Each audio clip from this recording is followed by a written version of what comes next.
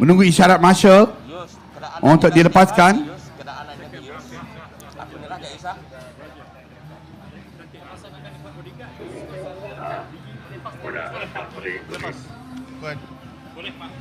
Dan untuk ulasan untuk perahu bidar 30 pekayun lelaki akhir kategori terbuka, kita bersama dengan pengulas kita di Adam Pelupahan bersama dengan Yus dan Hamdan. Dipersilakan.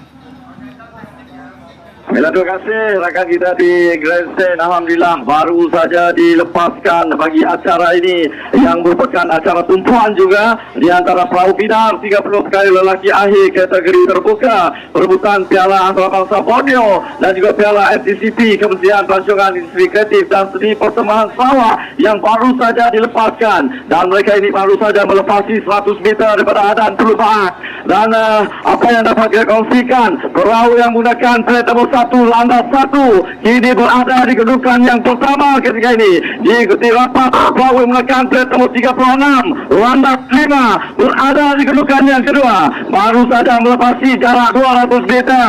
Inilah acara kejutan untuk mereka menentukan siapakah yang akan memegang Piala Antarabangsa Borneo.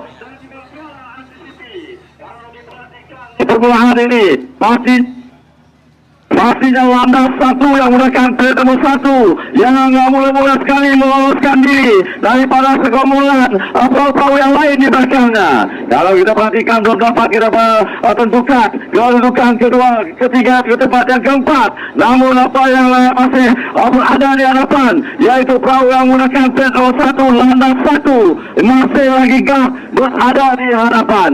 Kalau kita perhatikan di sebelah pula yang mengiringi rapat adalah perahu yang menggunakan plat nomor 47 Singarani Evanison Sambas berada di kedudukan yang kedua. Namun belum dapat kita pastikan, memandangkan ada 3 pengkalan yang harus mereka temui, di mana di pengkalan Surabaya Hilir, pengkalan Kampung Gresik dan juga pengkalan Kampung Boyan. Itulah 3 pengkalan yang harus mereka temui bagi menentukan kedudukan atau kini bagi acara perahu 30 pekayun lelaki akhir ini.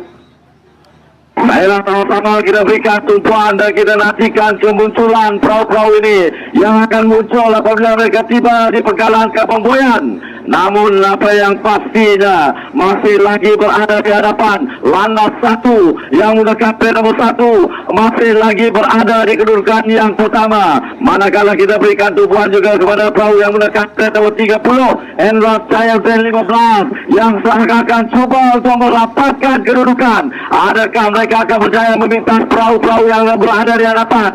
Sama-sama kita tunggu kemunculan mereka apabila melepasi Kampung Gresik itu nanti. Namun masih lagi berada di hadapan meninggalkan perahu-perahu yang lain. Landas 1 masih lagi mengungguli untuk acara ini di tempat yang pertama. Namun jangan kita lupa dengan 2 buah perahu di sebelahnya, di antara 47 Sinarani Evanison Sambas yang menggunakan plat nomor 47 dan juga Enrod Jaya Zen 15 yang menggunakan plat nomor 30. Namun ada sebuah lagi perahu, pastinya perahu yang menggunakan plat nomor 36 landas 5 cuba untuk mencari ruang bagi mereka meloloskan diri, bagi menempat atau ke tempat pertama, kedua dan tempat yang ketiga. Namun harus kita perhatikan ada 3 buah perahu yang kini seiring. Kalau pada asalnya landas 1 yang menggunakan plat nomor 1 berada di kedudukan yang pertama, kini seiring 3 buah perahu di antara Enrod Jaya Zen yang menggunakan plat 30 dan Sinarani Evanison Sambas yang menggunakan plat nomor 47. Inilah kedudukan terkini yang dapat kami bawakan di atas sungai Sarawak ini. Ada 3 buah perahu yang sini akan seiring kayuhan mereka bagi menentukan kedudukan masing-masing.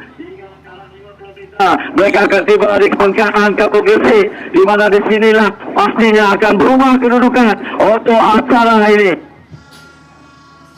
Namun apa yang dapat kita kongsikan ketika ini, 3 buah perahu ini tidak mau mengalah, di mana kayuhan demi kayuhan yang mereka tunjukkan pastinya akan membuahkan hasil apabila mereka melepasi pengkalan Kampung Boyan itu nanti. Baiklah, untuk gambaran dan ulasan seterusnya saya serahkan kepada rakan pengulas kita, Saudara Hamdan. Silakan.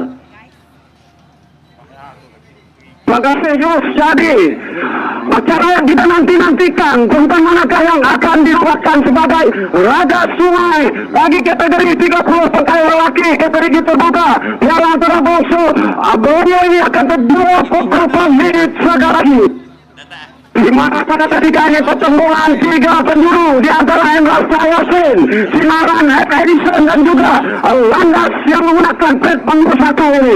Jadi sebenarnya acara ini akan menjadi sempurna apabila kita dapat melihat mereka hanya tinggal lebih kurang 50 meter mereka lagi menuju ke pangkalan goyang ini. Disinilah akan bermulanya turning point untuk kesemua pengkayaan ini meneruskan pengkayaan bertenaga mereka. Jadi, mampukah Landas mendekatkan momentum kedua mereka seperti yang mereka ketahui pada acara saringan pada hari Jumat dan Sabtu ini? Kerana pada ketika ini mereka sedang diberi tentangan yang begitu sulit daripada Hendra Yasin yang menggunakan pet nomor 30. Manakala di kedudukan yang ketiga pula adalah perahu yang menggunakan pet nomor 47. Tapi mengalami tumpuan adalah perahu yang menggunakan pet nomor 36. Landas 5 membuat pementasan dari sebelah kanan terus meluncur berada pada kedudukan yang pertama.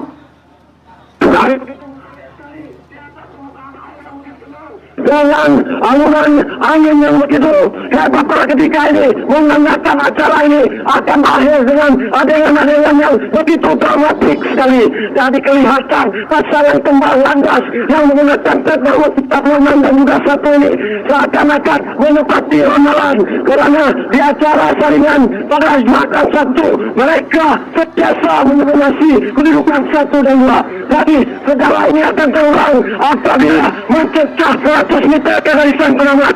Jadi di sinilah kita akan dapat melihat lanjutan yang begitu padu, yang begitu keras diperagakan oleh 120 orang pegayuh di dalam 4 buah perahu ini. Jadi pemirsa, Landas seakan-akan menepati ramalan kepada semua pihak untuk di kedudukan 1 dan 2. Maka Edison episode final ini